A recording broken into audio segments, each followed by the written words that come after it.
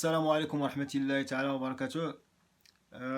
Aujourd'hui, on va parler d'un sujet qui est très important, à savoir si le facteur offre d'emploi validé. Je pense que la majorité des candidats à l'immigration, lorsqu'ils entrent dans le système ARIMA, et lorsqu'ils arrivent à cette section-là, sur l'offre d'emploi, la majorité, je pense qu'ils disent non, c'est pas pour moi. Et puis, il y en a il y en a une partie peut-être qui ne posent même pas la question, ils disent non, ça ne me concerne pas. Et il y en a peut-être d'autres qui vont dire c'est quoi ça, un offre d'emploi. Et il y en a d'autres qui vont aller plus loin. Et dans cette vidéo, on va essayer en fait de clarifier ce facteur et puis voir comment ça fonctionne en fait un offre d'emploi valide. La première des choses à savoir, c'est que ce facteur-là, il est très important. Le facteur, euh, il est très important à la fois dans la présélection et aussi pour la sélection. Et pourquoi c'est très important? La première des choses, c'est que ce facteur-là, s'il existe, si vous avez un offre, ça veut dire que vous avez au moins 8 points au minimum et maximum vous allez avoir 14 points. Ça dépend des régions là où vous avez obtenu l'offre d'emploi. Et ça représente entre 20% et 33% et 33% de la note pour passer le seuil éliminatoire, le seuil éliminatoire d'employabilité. Donc il est très important. La deuxième raison pourquoi il est important, parce que si vous avez une offre d'emploi valide, ça vous donne plus de chances. Enfin, ça vous donne pas juste des points, mais ça vous donne aussi plus de chances pour être sélectionné, parce que vous allez être favori. Vous allez être choisi parce que vous avez déjà une offre, même si vous n'avez pas un score extraordinaire, mais c'est juste le fait euh, d'avoir une offre d'emploi validée, ça va donner un avantage considérable. Troisième raison pourquoi il est très important, c'est que si vous avez un offre d'emploi validé, le délai de traitement de votre demande va être accéléré à cause que vous avez un offre d'emploi validé. Donc c'est un facteur qui est très important. Et il est autant important que le facteur formation que j'ai abordé dans plusieurs vidéos. Donc il ne faut pas passer à travers ce facteur-là sans s'arrêter et s'attarder à ce facteur-là et puis savoir comment je peux obtenir un offre d'emploi validé. Avant de savoir comment obtenir un offre d'emploi validé, il faut savoir c'est quoi un offre d'emploi validé. Un offre d'emploi validé, c'est avant tout c'est un offre d'emploi comme les autres. C'est-à-dire un employeur qui va faire un offre d'emploi. Mais sauf que cette offre-là, il faut que ça soit validé par le ministre de l'Immigration. Pourquoi? Parce que l'employeur, il faut qu'il remplisse certaines conditions avant que son offre soit validée. Et, et il y a en fait, il faut que l'offre d'emploi soit un offre d'emploi pour un travailleur étranger permanent. Il faut que l'offre soit pour un poste permanent. Et il faut qu'elle respecte certaines conditions qu'on va aller voir. Mais pourquoi il faut savoir ces conditions-là? Parce que vous êtes concerné. Parce que c'est une partie que c'est l'employeur qui doit faire, mais vous avez besoin de le savoir et je vais vous expliquer pourquoi vous avez besoin de savoir pourquoi et c'est quoi le processus pour obtenir c'est quoi les conditions que l'employeur doit remplir pour que son offre soit validée par le ministre de l'Immigration. Il faut savoir aussi que même si vous n'avez pas une offre d'emploi pour un poste permanent, vous pouvez avoir un offre d'emploi pour un poste temporaire. Et ça vous donne aussi ça vous donne les mêmes avantages, mais ça va vous orienter vers un autre programme, celui des travailleurs temporaires. Donc l'employeur, pour qu'il puisse pour que son offre d'emploi soit validée, il faut qu'il respecte certaines conditions. Et en gros, c'est quoi ces conditions-là? Il faut juste qu'il démontre au ministre de l'Immigration comme quoi il a fait des efforts raisonnables pour embaucher un résident local, c'est-à-dire un résident québécois. Et s'il réussit pas à combler le poste, il peut passer à faire une offre d'emploi à l'étranger ou bien à l'international. Et s'il respecte, s'il respecte les conditions que je veux énumérer, il va avoir une lettre d'acceptation de son offre et puis il peut procéder. Et quelles sont les conditions? Vous allez voir que c'est très simple. Ça veut dire qu'un employeur qui veut embaucher quelqu'un à l'étranger, c'est simple pour lui de faire les démarches et offrir une offre à l'international. Il y a trois conditions. Et les trois conditions, c'est facile. Il faut juste qu'il affiche le poste pendant 4 semaines dans les 6 derniers mois. Les 6 derniers mois avant qu'il dépose une demande auprès du ministre de l'Immigration. C'est simple. C'est-à-dire, s'il fait un affiche, il affiche le poste pendant 4 semaines, c'est même pas un mois.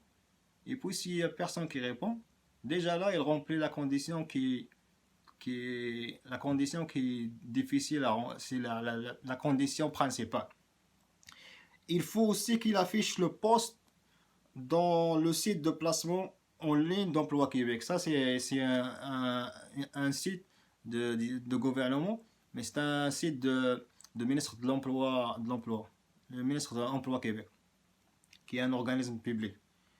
Et il faut aussi qu'il avoir recours à un autre mode d'affichage, c'est-à-dire il faut qu'il affiche dans Emploi Québec, sur leur site.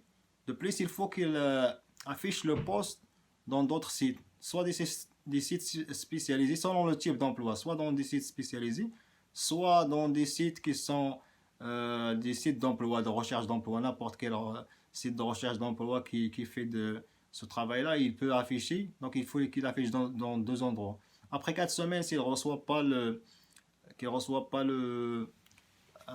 des candidatures, donc il peut procéder.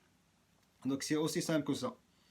Et il y a d'autres détails, mais ces détails-là, ils sont pas très importants parce que si toutes toutes les affiches pour un poste de travail, ils respectent ces conditions. À savoir, il faut que l'annonce comporte certaines informations sur l'offre. Il faut qu'il précise c'est quoi son offre, qu'est-ce qu'il cherche comme un emploi, c'est quoi les qualifications qu'il demande, c'est quoi le nombre d'années d'expérience qu'il demande, des affaires comme ça. Mais la majorité des offres d'emploi, ils respectent ces conditions-là. Si ces démarches de recrutement ils n'ont pas permis de combler le poste, donc il peut déposer une demande auprès du ministre de l'Immigration. Le ministre de l'Immigration,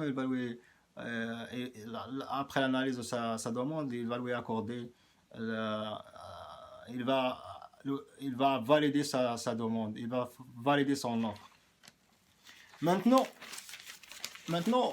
j'ai décrit brièvement qu'est-ce que l'employeur doit faire, mais qu'est-ce que vous devrez faire pour avoir cette offre-là. Première des choses, si vous avez l'offre, vous avez juste à mettre oui dans le système Arima et puis vous mettre le numéro de dossier. Et le numéro de dossier, c'est l'employeur qui va vous donner le numéro de dossier. C'est-à-dire le numéro de dossier qui a déposé auprès du ministre de l'Immigration. Mais si vous n'avez pas l'offre, mais c'est ça ce qui nous concerne aujourd'hui, qu'est-ce que vous devrez faire? En fait, c'est en gros, il faut inciter un employeur à vous accorder une offre ou bien à vous offrir un poste. Est-ce que c'est faisable? Je pense que la majorité voit que c'est pas faisable. Mais moi, je veux dire aujourd'hui, et je vous encourage que c'est très faisable et les démarches que vous allez faire, en fait, qu'est-ce que vous allez faire? Vous devrez faire votre part. Si vous réussissez pas à avoir une offre, au moins vous dites que j'ai fait tout ce que j'ai à faire et j'ai pas réussi à avoir une offre. Mais si vous faites rien, vous allez avoir rien. Donc, vous perdez rien de faire les démarches pour avoir une offre d'emploi et techniquement c'est faisable. Pourquoi c'est faisable? Parce que le contexte de marché de travail aujourd'hui est propice pour pouvoir avoir un poste, un offre d'emploi. Pourquoi? Parce qu'il y a une pénurie de main-d'œuvre, mais cette pénurie-là, elle est générale, mais c'est surtout dans certains secteurs. Et juste pour vous dire un exemple qui est concret, il y a des McDonald's. Je sais que vous postulez pas pour des, vous n'allez pas postuler pour des offres pour McDonald's, mais juste pour vous donner une idée sur l'étendue de problème, de la problématique de la pénurie de main-d'œuvre. C'est que McDonald's, il arrive que ça ferme. Il ferme. À Québec, à Montréal, il ferme. Des restaurants de fast-food, il ferme. Et il y a d'autres usines qui ferment avant le temps, ou bien ils ferment un jour par semaine, alors qu'ils n'ont pas à fermer. Et il y a différentes mesures que les employeurs font, ou bien il y en a même qui ferment. Il y en a qui délocalisent leurs activités ailleurs parce qu'ils ne trouvent pas de main-d'œuvre ici. Et surtout dans des domaines spécifiques, techniques ou bien professionnels, il y en a pas mal des offres. Donc, c'est faisable parce que le marché de travail est favorable. Il y a une pénurie de main-d'œuvre qui est connue, reconnue par le gouvernement et par les employeurs, par la chambre de commerce et ainsi de suite. Donc, vous allez juste à faire le pas pour avoir ça. Et pour ça, vous avez deux portes d'entrée. Vous avez la première porte d'entrée, vous avez les employeurs qui ont déjà une expérience avec cette démarche-là auprès du ministre de l'Immigration. C'est-à-dire, il y a des employeurs qui ont déjà, dans le passé, ils ont déjà fait affaire avec le ministre de l'Immigration pour combler des postes. Ces gens-là, c'est facile à aborder parce qu'ils connaissent déjà la procédure. Et ça, on pouvait les trouver. C'est des compagnies, en fait, c'est des compagnies qui requêtent à l'international. Et ça, vous pouvez le trouver sur l'Internet.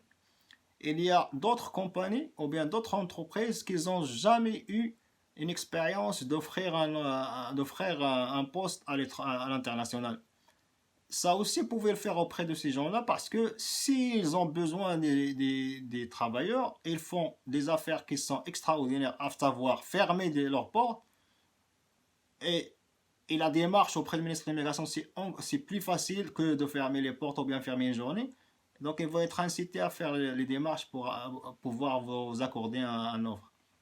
Donc, vous avez deux portes d'entrée. Vous avez les compagnies qui ont de l'expérience dans le recrutement à l'international et vous avez ceux qui n'ont pas. Ceux qui n'ont pas, comment faire en fait dans cette vidéo-là, parce que je suis arrivé, je vais peut-être faire une autre vidéo sur comment procéder. J'ai parlé de quoi, c'est quoi un offre d'emploi, j'ai parlé c'est quoi faire, qu'est-ce que l'employeur doit faire, j'ai parlé qu'est-ce que vous devrez faire comme point de départ, c'est inciter des employeurs à vous offrir une offre. Mais je pense que je vais faire une autre vidéo pour que vous expliquer comment faire. En tout cas, aujourd'hui, il faut juste retenir c'est quoi et quoi faire, et puis comment rejoindre les employeurs. Ça va être une vidéo que je vais poster dans les jours à venir. Donc, j'espère que cette vidéo-là est pertinente pour vous. Si c'est le cas, réagissez avec cette vidéo-là. Si je trouve que vous réagissez à cette vidéo-là, ça veut dire que vous êtes intéressé à ce sujet-là. Je vais aller plus loin pour vous faire une vidéo sur le comment. Si vous n'êtes pas intéressé, je vois que vous n'êtes pas motivé à avoir un offre d'emploi, et ça, c'est pas dans mes ressorts. Donc, likez si vous aimez la vidéo. Si vous n'aimez pas, mettre des commentaires pour dire pourquoi et c'est quoi les choses à améliorer. Et puis, attendez que je vais aller chercher un témoin qui va vous parler de son expérience pour avoir un offre d'emploi, pour que vous ne soyez pas découragé. Donc, salam alaikum et à la prochaine.